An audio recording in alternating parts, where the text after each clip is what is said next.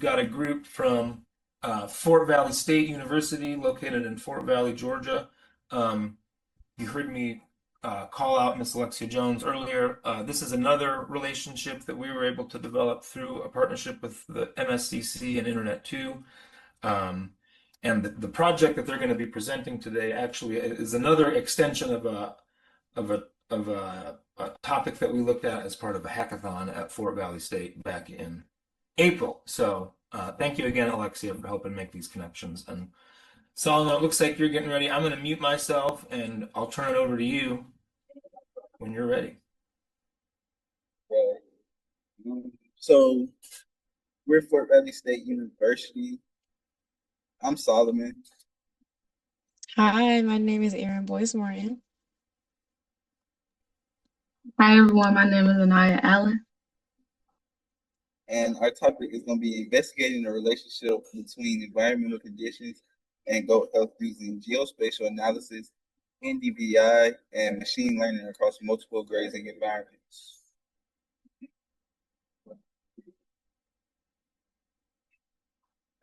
Alrighty, so going into our research background, you mind clicking the next slide, Solomon? I'm sorry. The U.S. goat industry has grown significantly with more than 2.6 million goats nationwide. Around 80% of those goats are meat goats, and the industry is valued at over $600 million. But one of the biggest challenges producers face is gastrointestinal parasites, especially Homunculus contortus. These parasites reduce productivity. Oh, sorry. Can you guys see me okay? Okay, awesome. Okay, these parasites reduce productivity, decrease carcass value, and negatively affect reproduction, making parasite management a major concern. You can click to the next slide. Okay, going into gastrointestinal parasitism. Gastrointestinal parasites are one of the leading health problems affecting goats.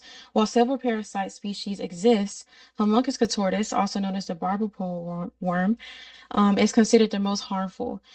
This parasite feeds on the blood of the small ruminants, causing anemia, reduced weight gain, low milk production, and in severe cases, even death. Because of its impact, finding better ways to detect infection early on is very important. You can go to the next slide. Alrighty. Going into the physiology, sorry guys, and homocosis. When goats become infected, the parasite causes blood loss, leading to anemia, reducing oxygen delivery throughout the body. It causes protein loss, fluid buildup known as bottle jaw, which damages the stomach lining and overall stresses the animal's immune system. These changes reduce productivity and can eventually become life-threatening left in untreated cases. Sorry. You can go to the next slide. Going into economic costs. The effect of this parasite also has a major economic impact. Producers face millions of dollars in annual losses due to reduced weight gain, low milk production, and veterinary expenses, and also animal deaths. Another growing concern is drug resistance, which makes traditional deworming treatments less effective over time. This highlights the need for improved monitoring and early detection methods. You can go to the next slide. All right, our current diagnostic methods. FAMACHA scoring. One of the most common field tools is FAMACHA scoring systems. It works by comparing the color of a goat's lower eyelid to a standardized chart. And while using this chart, we go through a scale of 1 through 5, 1 being healthy and normal, and 5 being very severe. Paler eyelids indicate more severe anemia and help producers decide which animals may need treatment. Although it is simple and inexpensive, it depends on a visual assessment, and may not detect early physiological changes. And then you can go to the next slide. Alrighty. During this research, we used a device called bioelectrical impedance analysis, also known as BIA. This is a quick, non-invasive technique that measures how electrical current moves through the body of a small ruminant. The measurements provide information about hydration, body fluids, and overall cell health. One advantage of BIA is that it may detect physiological changes before visible clinical signs appear. We can go to the next slide. And then going into BIA parameters. Um, resistance reflects hydration and body fluid levels. Reactance provides information about the cell membrane integrity and cell mass. Finally, phase angle combines both measurements and serves as an overall indicator of cellular health and vitality. Together, these values help us better understand an animal's health status. You can go to the next slide. Okay. And then going into our research objectives, um, first we want to evaluate how our environmental conditions influence the relationship between parasite burden and while using biological impedance measurements. And secondly, we aim to develop we aim to develop machine learning models that can classify goat health status and predict hemoglobin levels using the biological and environmental measurements. And then you can go to the next slide.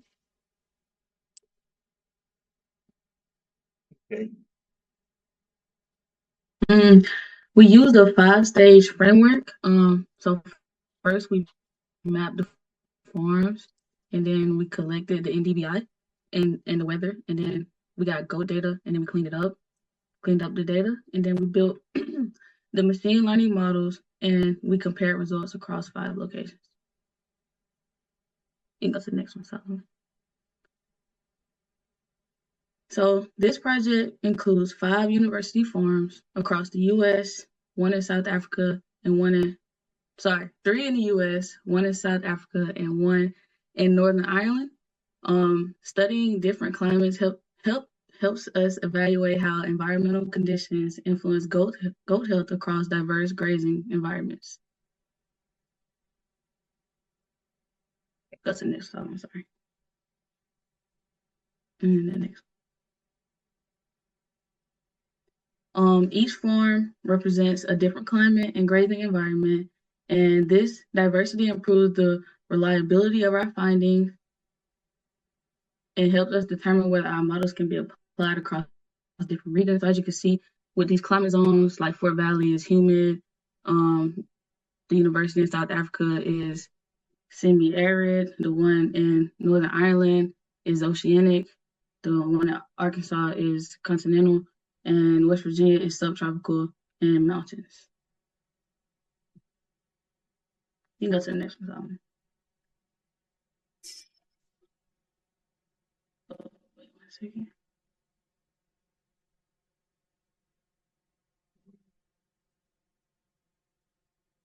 Wait, Okay. go back. I'll go back. Yeah, Okay. and back. Okay. This map outlines the boundaries of each research farm that we were using, ensuring that all environmental data collected accurately and represents the grazing areas where the goats are located. So as you can see, we created the boundaries that we also learned with doing when we went to Colorado. So in OpenStreetMap. So yeah, they can go to the next slide. I'm sorry. Okay, and then this is dealing with the NDVI data and the boundaries that we got. And it serves as a critical environmental detriment of goat health and status. So the higher vegetation health correlates with improved forage quality, directly impacting animal condition, parasite resistance, and overall across the 5 different research sites. This is a chart of the trends of the by location of the different universities due to it being like smaller data. So some of them are like 0.7, 0.8, but it's like a estimate of how it looks from the year 2024. Then we have our five boundaries in the corner. This is the different inputs, I believe, used to help with the model. We have the temperature, precipitation, humidity, and wind speed. And then the source that we got it from. And then each of these were cost validated with local inflation data. Onto the data engineering. So this is going to be the pre-processing portion of it, which is like cleaning up the data to make sure to help the models perform more efficiently, which will be cleaning up the missing values, the outlier detection, normalization, temporal alignment, and then cost validation between satellite and ground measurements. And then output will be a clean, normalized data set for training and testing. And with this data set, it integrated both the goat health data that we have, which would be the body condition, body weight for macho score, and other entities that we put into it, and then the feature from the NDVI that we showed earlier in the slides. And we had the mean, minimum, the maximum, and then the variance of each of these. And that's what we put into the model across the 5 locations. And then the target variable would be the health classification and then the risk. And all the features were normalized and aligned for the machine learning. And dealing with the predictive modeling, we chose to use random forest, gradient boosting for regularization and help prevent overfitting. And it's excellent with tabular data, so that's the reason. Also, we have SMV, which is a nonlinear classifier, good with generalization, right? A proper and regular generalization in the gradient boost, which provides an estimate clear coefficients. Okay. Then of course this is like splitting and testing. The reason we choose those measurements is they're usually like a rule of thumb, either from like 20 to 30%. The evaluation metrics was the accuracy, precision, recall, F1 score, AUC, and RUC. And then the SHAP helps us identify which feature like varies the machine learning the most. We have more than 12 features. Okay, and here it is. These are the results. So as you see, we got pretty good accuracy from our testing and training. The biggest predictors, which we will go into and show later, was body condition, body weight, and resistance. The body condition scores and flags energy deficient before weight loss, which helps you flag the disease quicker. And as we see, the SMV for the highest, okay, and then into synthesis. And like we just said, more the feature important. So looking in the body condition would help determine. And then also the NDVI that is also incorporated, and we see that wind speed has a big impact on it, soil moisture. So all of this incorporated help us with the prediction altogether.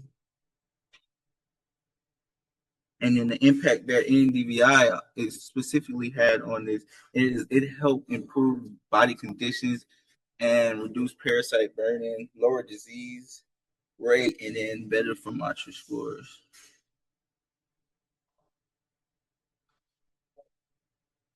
So the key findings was the NDVI helped with the model becoming a stronger predictor. It provides actionable learning sign. The machine learning models enable livestock management at scale. The cross location analysis confirms that while revealing location specific nuances in model performance and feature importance. And then integrated geospatial machine learning approach, it does offer a scale and reproducible framework for the future, which I believe for the future. And like conclusion and implication, the research demonstrates that the feasibility and value of integrating geospatial analysis, remote sensing, and machine learning for livestock management. The framework, which was 5 steps, helped link the satellite-derived vegetation indices to animal health and outcomes for the 3 continents, providing both actionable insights for farmers and reproducible methodology for researchers.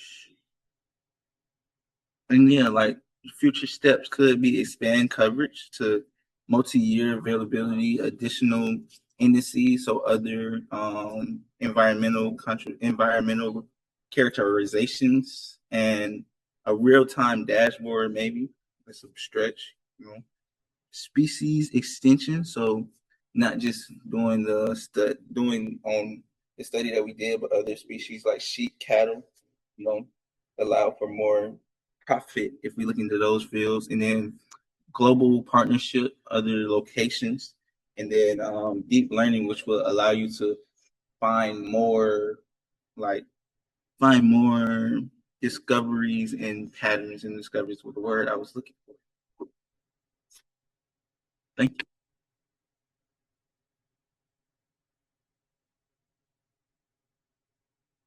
Okay. Oh, everybody give it up for the folks from Fort Valley State. I'm trying to find the goat here. There we go. The great job, Fort Valley State. You're getting some love in the chat there from folks, so be sure to check that out. If anybody has questions, we probably have time for one question for the folks at Fort Valley. If you want to put it in the chat or turn on your microphone, you can. Alexia, yes. Hey, Yeah. thank you. Hey. Thank you guys so much. We appreciate it. I love the matcha and the goat. That was tea. There we go. Oh, the matcha. Yeah, that's right. I forgot about that, Jesse. You're crazy. I love it. Can I have a question if nobody else wants to ask one? And this is kind of like a little bit inside baseball, so to speak. So some of you might not have any idea what I'm talking about, but you heard me mention before that we met the folks at Fort Valley as part of a hackathon that Alexia Jones, who you see in the chat, helped us organize with MSCC, the organization that she's a part of. And I just wanted to ask the team, you all were part of that hackathon back in April, and Dr. Aftab and Dr. Dong as well. And I just wondered, like, was participating in that hackathon helpful for you all in this project? Did we be able to like apply things that we learned there too? Or do you feel like you could have done this without the hackathon? Yeah, the hackathon definitely helped, especially on the machine learning, and then also being able to interpret the findings from the machine learning with SHAP. And I remember specifically Dr.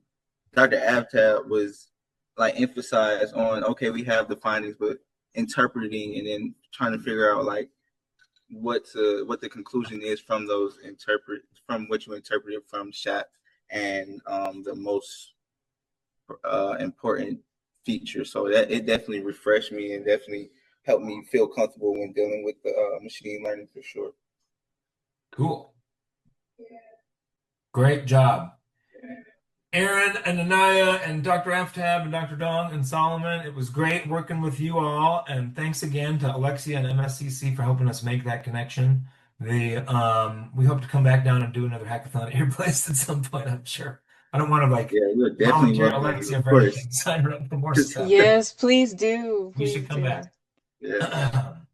Yeah. Great job, everyone. If anybody else has any questions or comments for Fort Valley, please go ahead and let us know now or put them in the chat. Otherwise, give them one more round of applause.